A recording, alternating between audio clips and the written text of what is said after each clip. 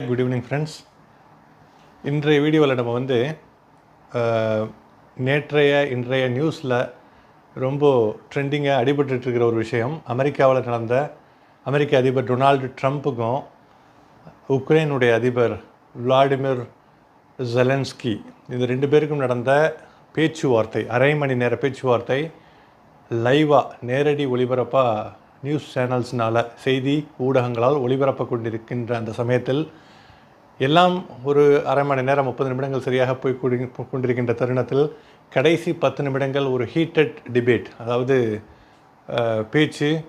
பேச்சினுடைய வீரியம் அதிகமாகி அமெரிக்க அதிபர் டொனால்டு ட்ரம்ப் கோபத்தில் வேகமாக அவருடைய குரலை உயர்த்தி, அதுக்கப்புறம் அந்த பேச்சுவார்த்தை சக்ஸஸ்ஃபுல்லாக வெற்றிகரமாக முடியாமல், எதற்காக அந்த பேச்சுவார்த்தை நடத்தப்பட்டதோ அந்த டாபிக் நான் வர்றேன், எதுக்காக நடத்தப்பட்டதுன்னு. அது வெற்றிகரமாக முடியாமல்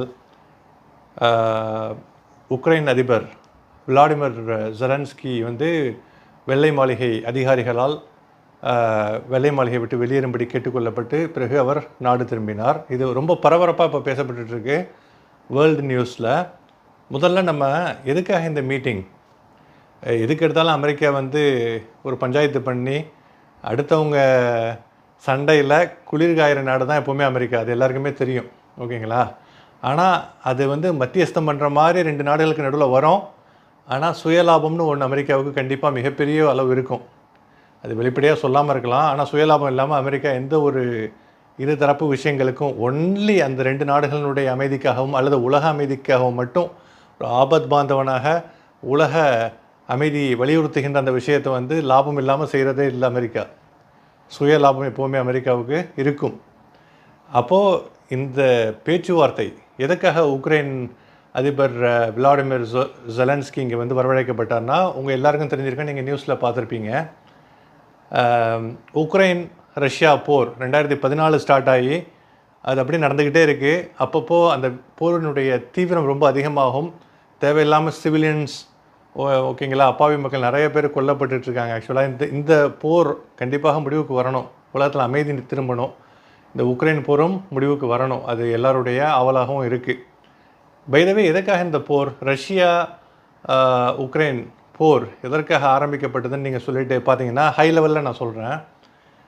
உக்ரைனுடைய சவுத் ஈஸ்ட், தென்கிழக்கு பகுதியில் மிகவும் அதிகமான மினரல்ஸ், ஓகேங்களா, கனிம வளங்கள் ரொம்ப அபரிமிதமாக இருக்குது. உதாரணத்துக்கு லித்தியம், ஓகேங்களா.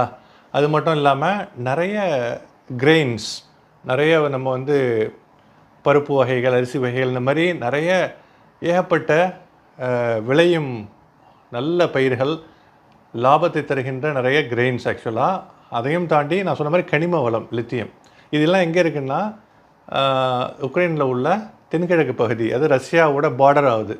இப்போ ரஷ்யா அல்டிமேட்லி இந்த மாதிரி நாடு பக்கத்தில் உள்ள சின்ன நாடு, அதில் கனிம வளங்கள் ஏகப்பட்டது இருக்குன்னா, அது ஏதாவது ஒன்று சொல்லி அந்த நாடை, அந்த இடத்த அட்லீஸ்ட்டு தன் பக்கம் சேர்த்துக்கிறதுக்கு முனையும். அது முனைஞ்சிருச்சு. ஆக்சுவலாக அது தவறு தான். ஆனால் அப்படி பெரிய ஜாம்பவான்கள் சொல்லிக்கிறவங்க இதை செய்யாமல் இருக்கிறது இல்லை. ஆக்சுவலாக அவங்க என்ன பண்ணுறாங்க, அந்த சவுத் ஈஸ்ட் எந்த இடத்துல கனிம வளங்கள் உக்ரைனில் அதிகமாக இருக்கோ அந்த இடம் எங்களுக்கு தான் சொல்லிட்டு அணை கட்டுறாங்க, ரஷ்யாவுக்கு தான் அது. அந்த மாதிரி ரஷ்யா பக்கம் வந்துருச்சுன்னா உலகத்தில் உள்ள கனிம வளங்கள் அண்ட் கிரெயின்ஸில் உள்ள எல்லா உற்பத்தி ஏற்றுமதிக்கும் மொனாப்பலி, ரஷ்யாவே பெரும்பாலான விஷயங்களை பொறுப்பேற்றுக்கொள்ள முடியும். மீனிங் வாட், ஆக்சுவலாக அந்த அளவுக்கு உலகத்துக்கு சப்ளை பண்ண முடியும். அந்த இடத்த மட்டும் உக்ரைனோட அந்த இடத்த ரஷ்யாவில் இணைச்சிட்டா. ஆனால் உக்ரைன், அஃப்கோர்ஸ் உக்ரைன் சின்ன நாடு, அந்த நாட்டுக்கும் இது இன்கம், வருமானம் தேவை. இப்போ சின்ன நாடு எப்படி விட்டு கொடுக்கும்? அவங்களுடைய உரிமை, அவங்களுடைய வாழ்வாதாரம், அவங்களுடைய நிலங்க எல்லா இடத்துலையும் அப்படி தான். பாலஸ்தீனத்துலேயும் அப்படி தான், சிரியாவில் பல நாடுகளில் அதுதான் நடக்குது. இந்த நிலவரம்பு தான் ஆக்சுவலாக, ஓகேங்களா. இந்த அடுத்த நாட்டினுடைய பகுதியை இன்னொரு நாடு அபகரிக்கிறது தான் பெரும்பாலான சண்டைக்கு காரணமாக இருக்குது. அதுவும் இந்த மாதிரி ஏதாவது சுய லாபத்துக்காக.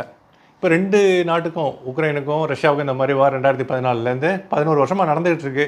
கடந்த ஒரு சில வருடங்கள் ரொம்ப வீரியமாகி ரொம்ப அதிகமான இது. அப்போ என்னென்னா, அமெரிக்கா உக்ரைனுக்கு நிறைய உதவி செய்யுது. என்ன உதவி செய்யுது? நிறையா படை நிறைய ஆயுதங்கள் இதெல்லாம் வழங்குது, ஏகப்பட்ட சப்போர்ட். அஃப்கோர்ஸ் காரணம் இல்லாமல் சப்போர்ட் இல்லை. இந்த மினரல்ஸ் ரஷ்யா எடுத்துக்கிறதுக்கு பதிலாக இங்கே வந்து இந்த மாதிரி உதவி நிறையா செஞ்சு உக்ரைனை வந்து ரஷ்யா வெளில விடாமல் பண்ணி, அதே சமயத்தில் இந்த மினரல் பார்ட்டை அமெரிக்கா எடுத்துக்கணும். அதுதான் அவனுடைய நோக்கங்க. Hidden agenda. Hidden agenda, open அஜெண்டானே சொல்லலாம். இப்போது விளாடிமிர் ஜெலன்ஸ்கி வந்து டொனால்ட் ட்ரம்ப்பை பார்க்குறதுக்கு வரவழைக்கப்பட்டதும் கூட சமாதான பேச்சுவார்த்தைகள்னு ஒரு பக்கம் இருந்தாலும் மெயினான அஜெண்டா என்னென்னா இந்த மினரல் அக்ரிமெண்ட். இந்த கனிம வளங்கள் அதிகமான உள்ள இடங்களில் அமெரிக்காவுக்கு வந்து அதை இது பண்ணிடணும். ஆக்சுவலாக அக்ரி பண்ணி அமெரிக்காவை வந்து அதில் இது பண்ணிக்கலாம், யூஸ் பண்ணிக்கலாம்னு சொல்லிட்டு அந்த டீல். ஆனால் அந்த டீலில் இந்த நடந்த ஹீட்டட் டிபேட், இந்த மாதிரியான ஒரு மிகப்பெரிய ஒரு தள்ளுமுள்ளில் விளாடிமிர் ஜெலன்ஸ்கி உக்ரைன் அதிபர் அவர் கோபமாகி அதில் கையெழுத்திடாமலே போயிட்டார். எதனால் இந்த தள்ளுமுள்ளு நடந்துச்சுன்னா அதுதான் ரொம்ப முக்கியம். என்ன காரணம்? எல்லாமே நல்லா தானே போயிட்டு இருந்துச்சு, எல்லாமே நல்லா முடிஞ்சிருக்கலாமேன்னு கேட்குறப்போ, பேச்சுவார்த்தை நடந்துக்கிட்டு வர்றப்போ அமெரிக்க அதிபர் வந்து என்ன சொல்லியிருக்காருன்னா, இந்த சீஸ்ஃபயர் போர் நிறுத்த ஒப்பந்தம் உக்ரைனுக்கும் ரஷ்யாவுக்கும் நடக்கிறதுல வந்து அமெரிக்கா அசிஸ்ட் பண்ணும். அப்போது இந்த மினரல் டீலை அமெரிக்கா கையெழுத்து போடும். ஓகேங்களா? வின் சிச்சுவேஷன், ரெண்டு பேருக்கும் மியூச்சுவலி பெனிஃபிஷியல், ரெசிப்ரோக்கலி பெனிஃபிஷியல். ஓகேங்களா? அமெரிக்காவுக்கும் இந்த இடம் நமக்கு அக்ரிமெண்ட் கிடச்சிருது, உக்ரைனுக்கும் அவங்களுக்கு தேவையான பாதுகாப்பு கிடச்சிருது அப்படிங்கிற அடிப்படையில். ஆனால் இங்கே தான் ஒரு முக்கியமான பாயிண்ட் வைக்கிறாரு உக்ரைன் அதிபர் விளாடிமிர் ஜெலன்ஸ்கி. என்ன சொல்கிறாருன்னா, விளாடிமிர் புட்டின் அவர் வந்து எந்த நாடு, அமெரிக்கா எந்த நாடு வந்து சீஸ்ஃபயருக்காக உக்ரைனுக்கும் ரஷ்யாவுக்கும் போர் நிறுத்த உடன்படிக்கை கூப்பிட்டாலும் கூட, போர் நிறுத்த உடன்படிக்கை அக்ரி ஆன பிறகு, நடந்த பிறகு அந்த போர் நிறுத்த நடவடிக்கை மீறுறதுங்கிறது அல்வா சாப்பிட்ற மாதிரி புத்தினுக்கு.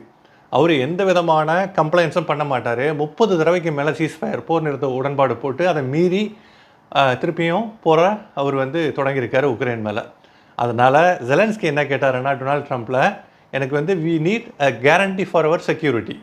ஓகேங்களா? நீங்கள் ஓகே நல்ல விஷயமா நல்ல மத்தியஸ்தம் பண்ணி போர் நிறுத்த உடன்படிக்கைக்கு உதவி செய்யுங்க எங்களுக்கும் ரஷ்யாவுக்கும். ஆனால் புத்தினுடைய இந்த விஷயம் எனக்கு தெரியும், அவர் நேச்சர் அப்படி தான். அதனால் எங்களுக்கு அமெரிக்கா சைட்லேருந்து கேரண்டி ஃபார் செக்யூரிட்டி வேணும்னோடனே that hits the ego of the American officials, Donald Trump and vice president இன்னொருத்தர் இருக்கார், அவர் பேர் தெரியல எனக்கு. ஓகேங்களா? நியூஸில் பாருங்கள், கூகுளில். ரெண்டு பேருக்கும் ரொம்ப there was an heated argument that started. அதாவது அவங்க என்ன சொல்கிறாங்க, டொனால்ட் ட்ரம்ப்பே வலியுறுத்தின பிறகு இவர் எப்படி வந்து செக்யூரிட்டி கேரண்டிலாம் கேட்கலாம்? இது வந்து disrespecting American efforts to try to appease, to try to pacify the ongoing issue அப்படிங்கிறாங்க. இவங்க லார்டு லபக்தாஸ் மாதிரி பேசலாம் அமெரிக்கா. ஆக்சுவலாக நாங்களே சொல்லிட்டோம், நாங்கள் சொல்லி ரஷ்யா கேட்காம இருக்குமான்னு சொல்லிட்டு நீங்கள் கேட்கலாங்க. ஆனால் இவரோட பயம் என்னென்னா, 30 தடவைக்கு மேலே புத்தின் போர் நிறுத்த உடன்படிக்கையெல்லாம் வந்து தூக்கி எறிஞ்சு திருப்பியும் போரை ஆரம்பிக்கிறப்போ தன்னுடைய நாட்டினுடைய பாதுகாப்புக்காக, மக்களினுடைய பாதுகாப்புக்காக, அவங்களுடைய இறையாண்மைக்காக இந்த கேரண்டி அமெரிக்காட்ட கேட்குறது தப்பு இல்லை. ஓகேங்களா? அது முயற்சி பண்ணுது. ப்ளஸ் ஒரு இந்த கனிம தாது வளம் அக்ரிமெண்ட், மினரல் அக்ரிமெண்ட்டும் அமெரிக்காவுக்கு வரப்போகுது.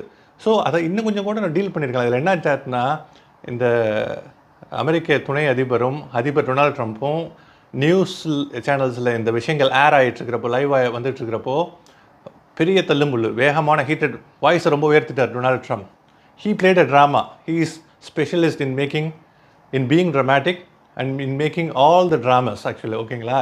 Is a drama person Donald Trump, எல்லாருக்கும் தெரியும் ஆக்சுவலாக. ஓகேங்களா? Unnecessarily making commotion all over the world is his main agenda.